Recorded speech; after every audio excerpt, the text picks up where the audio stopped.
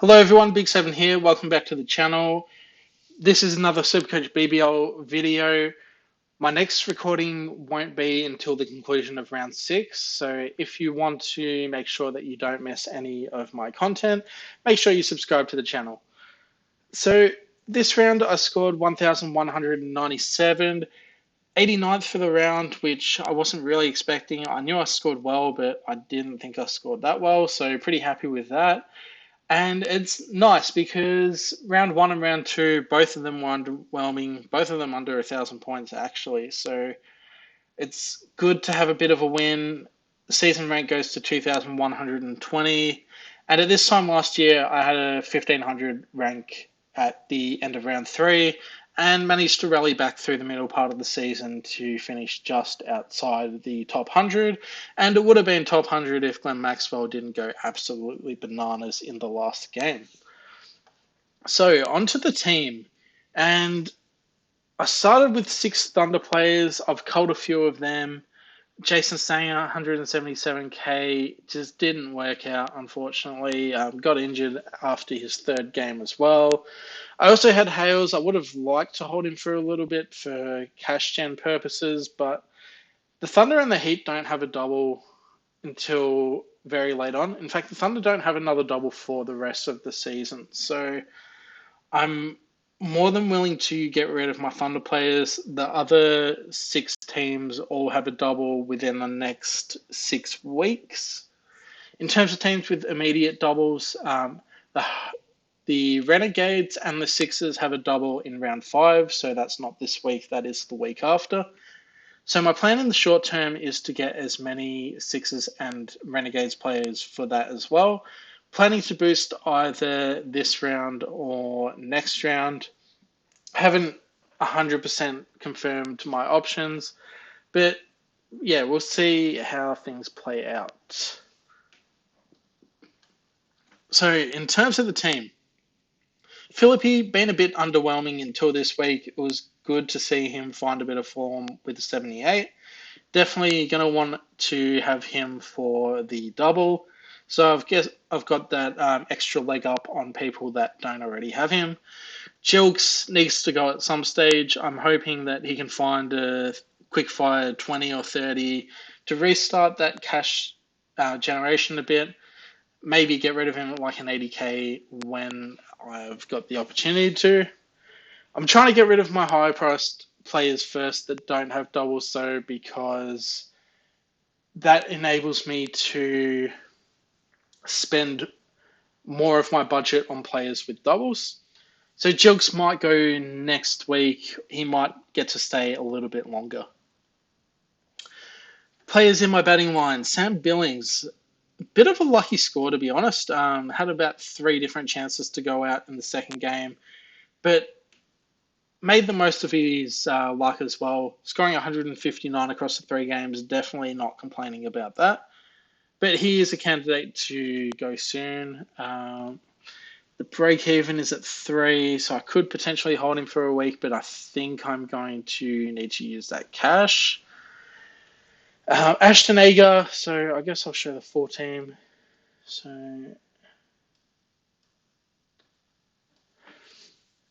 Agar and Ty, they were the 2 bowlers I selected from the Scorchers for their week 2 double. And it's been a little bit disappointing. Like Agar and Ty themselves haven't been too bad. It's more the fact that I could have got a Jai Richardson. I didn't really want to pick Richardson because I was a bit concerned about his heel issue he had coming into the tournament. And also he has been a little bit injury prone in the past. I thought there was a slight chance that he could be rested between games as well, given the depth that the Scorchers have in terms of their bowling. But he is clearly the most talented bowler on that roster, and I think he should be competing for a role in the Australia team. So fair play if you picked Richardson, even more well played if you managed to put the vice captain on him and take his score. And then the other Scorcher I had that was on my field was Inglis. Scored decently the first couple of weeks, and then really came to life at a game in at Junction Oval.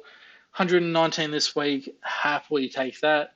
That being said, that pitch bit of a road and the ground is quite small as well. So not expecting this every week from Inglis, but 119, it's gone up by 50k. Very happy to have him in my side.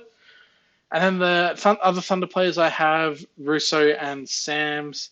Sams I would like to keep. He's got a good matchup in round 4 against the Heat at Showground Stadium. Showground Stadium was the scene where the Thunder got bowled out for 15, so potentially they could keep the Heat to a low score and Sams could capitalise. But also the Sydney Thunder batting lineup is a bit fragile at the moment. Their top order hasn't been firing, and that means that Sams has had an opportunity with the bat. He hasn't capitalised on it yet, but I'm hoping he will get to do so in the future. And then Russo kind of carried over just because he was my one of my cheapest Thunder players. He might go this week as well, although he does have a negative on. Is it negative? No, it's not negative. He's got a low break even though, which he should meet. And then my Heat players, other than Billings, Baisley 40 this week. He just hasn't been as good as he has been last year. He's definitely getting traded this week. Steketee did well in 2 games. He was my vice captain who I eventually took. And that was obviously a contributor to my good round score this week. But at 182k, he's not someone that you need to keep. I'm probably going to be splitting him either this week or next week to use his funds.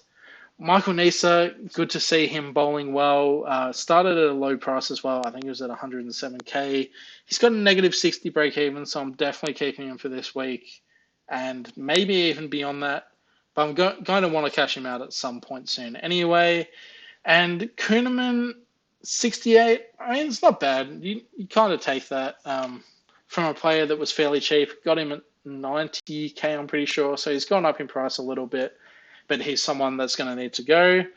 And then my other players that I have, Shadab Khan, got a great role. Hasn't really had an amazing tournament. He hasn't been bad either. Dropped a catch off his own bowling, which was a little bit heartbreaking, but he ended up getting Philippi out a little bit later on. Scoring 68, he's got a great role, batting at 4, bowling 4 overs. I guess, just a good player, and hopefully he can have one of those massive games that he is capable of. And then Marcus Stoinis, he's been underwhelming. Couple of ducks, and then he was poor against the Scorchers as well on what was really a good batting deck. So he's gone all the way down to 59k. Bit sad. He was the player that was probably the biggest lock at the start of the season, and I'm kind of a little bit shocked that he has underwhelmed.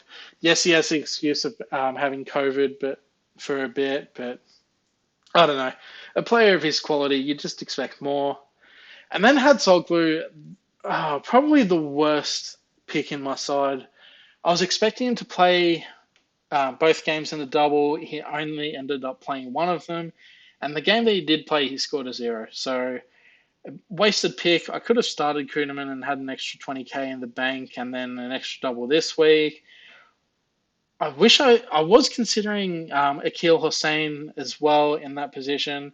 But in the end, I just didn't have the money to be able to afford him. So I cheapened out there a bit, and I wish I had have. If I had have started, say, a Joe Clark instead of Sanger and Akil Hossain instead of Hadsoglu, then my team would be in a much better position. But still, it's not terrible. There's room to improve, and going forward, I'm going to be going in the short term, going for Sixers and Renegades players. And with the Heat and the Thunder not having doubles for a while, or not having doubles at all, then these are the players that are going to be traded out. In terms of their games in the doubles, the Sixers and the Renegades play each other twice. They played the SCG in the first game, and that looked like a difficult pitch to bat on, especially for new batters. Once batters were acclimatized a bit to the conditions, which were a bit too paced, then it did seem like they were able to go on and score well. But those kind of conditions mean that the bowlers will well and truly be in play. And then GMHBA Stadium, uh, I think the Heat put up about 130-ish, which the Renegades chased down. But yeah, it's still just another wicket that should favour the bowlers. So my biggest priority is getting in bowlers first for the Sixers and the Renegades. I guess this week I'm looking for players that are in my team that are going to go down in price and move them on to Renegades and Sixers players that are going to go up in price. And then I guess you guys I think Sean Abbott's probably a good example of a player that hasn't started the season well, has a high break even. So I'm going to wait on him for a week. He is someone I'm going to want for round 5. He could score well this week, but I'm going to take the price for and Abbott at a cheaper price next week. So I haven't actually planned out my trades completely. I'll go through them now. So I know Baisley needs to go. Who else? Billings can go. And the two players that I have as my priorities, I'm going to need to use a DPP. Akil Hussain, I guess he's 183k. You could have got him nearly 80k cheaper at the start of the year. So it does feel like a bit of an overpay. But he's got 139 in his score. I'll check the break even. It would have to be low. It's 0 break even. So if you don't pick him this week, then he's going to go up in price.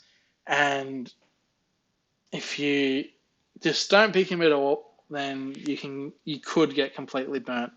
He's been bowling well, batting at 7.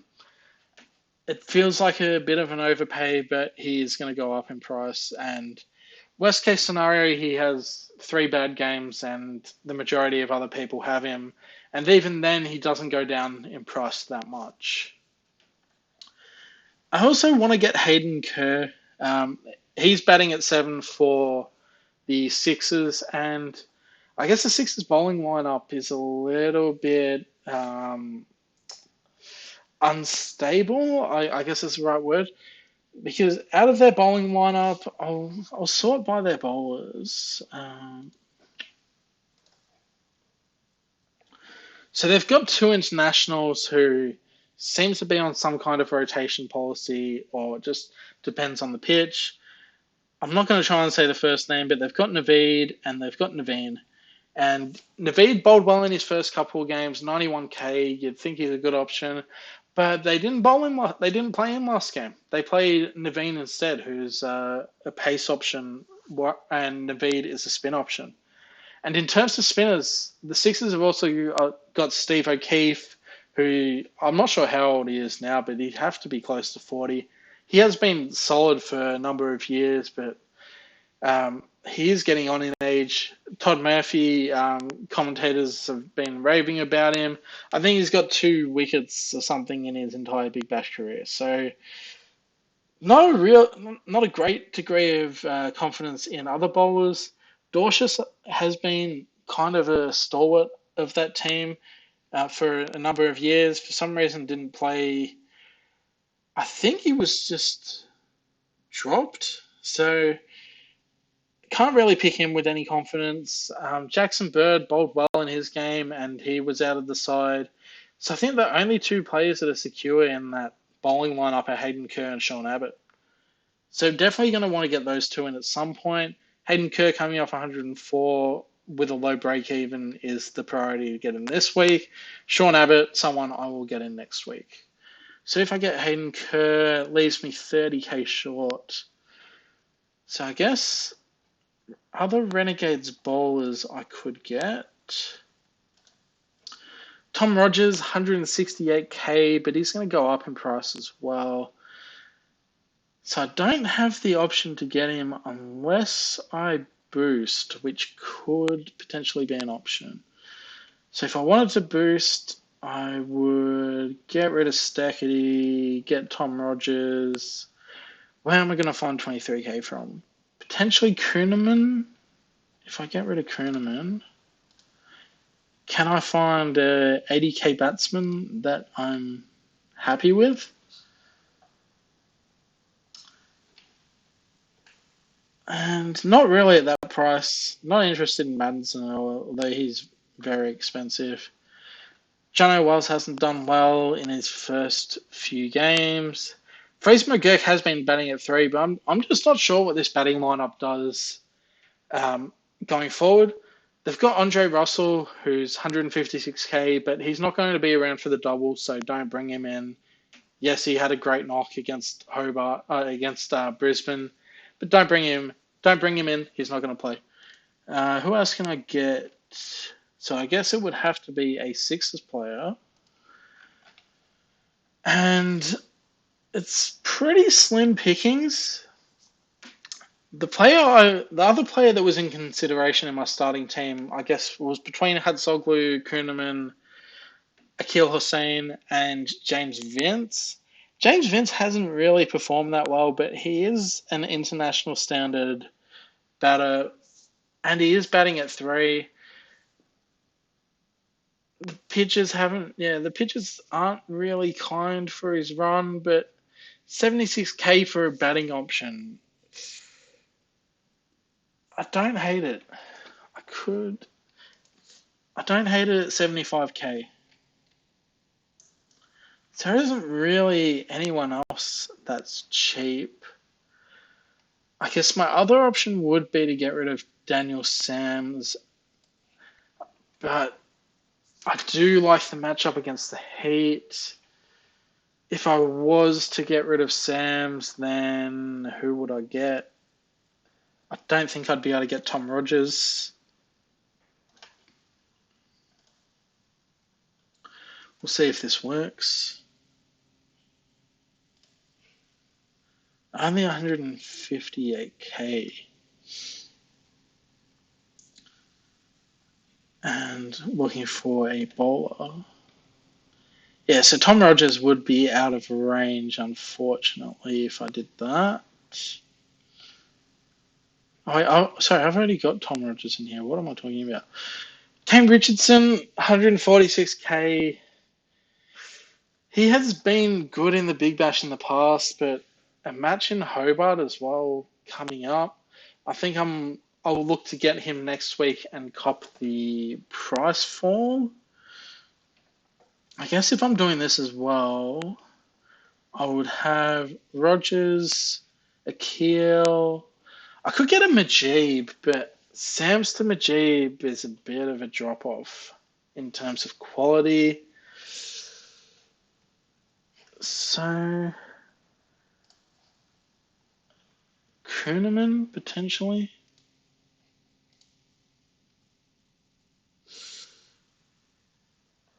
I could skip Tom Rogers.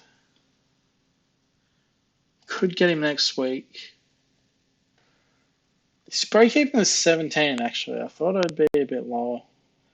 48, 47.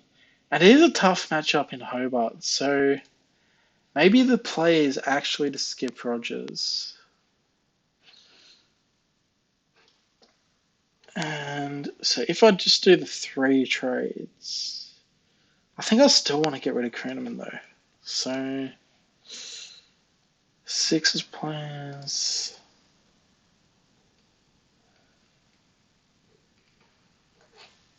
I probably don't want to be a bowler. I think what I had was fine. Getting Vincent at a cheap price and Tom Rogers, he should hit his break even this week. So I think, yeah, those are my trades for now. Definitely not locked in. And I do like it. Yeah, I think I want to use the boost this week because Steckity, Billings, they could potentially go down in price. Badsley definitely goes down in price, and Kuhneman probably goes down in price as well. And the players I'm bringing in, Vince, yeah, he should sit around the price he's at. But Akil Hussein, he's going up in price. Rogers potentially goes up in price. Kerr almost definitely goes up in price. So I think these are the trades that I'm happy with for now. Definitely subject to change. And then that means next week I can get rid of a Nisa potentially, and if I get rid of Nisa, then I would get Sean Abbott, probably get rid of Sams to also be able to fund that. So I could potentially get. So if I'm doing that, then I guess. So I guess next week, if I'm bringing in Abbott for Sams and Nisa to Kane Richardson, then I can also probably get rid of a. Would I be able to get a Russo to Majib potentially? I don't know. Still not decided in my options for next week. But at this stage, the team is going to look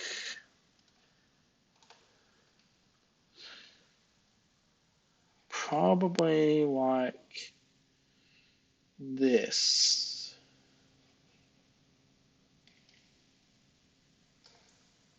So Hobart against the Renegades. I've got bowlers and I've got Shadab when it's probably more of a batting friendly game. So that means my vice captain would need to be from this Sixers and Stars game at the SCG. Hayden Kerr, probably a bit of a roughie, but capable of scoring well. Probably go for him if I was to take. And then that means I can also loophole Vince and Russo. And then decide based on that, I think. So I can go Kerr, vice captain, Vince as an emergency loophole. If Vince scores well, then leave it as is. If Kerr does well with the vice captaincy, then put the captaincy on Conley. If I guess I can, yeah, that's actually a good idea because I can loophole Vince and Stoinis, see which one of them does better. If they both do badly, then I can put Russo straight on field for Connolly. If one of them does well, then I use my Nisa and Connolly loop to determine which one I take. And if Kerr does well, then I put the captaincy on Connolly. If he doesn't, then I think I would go for a Sams at home. So this is the team going into round 4. For now, we'll see if I make any changes to this. Round 5, looking to get rid of other Thunder and Heat players. Won't be boosting for that round. And then I guess after that, because I will be transitioning from my Renegades players to other players with the doubles in round 8 or round 9. So thanks for watching. Make sure to like the video, and as mentioned, I'll be back for round 6. So I hope to see you then.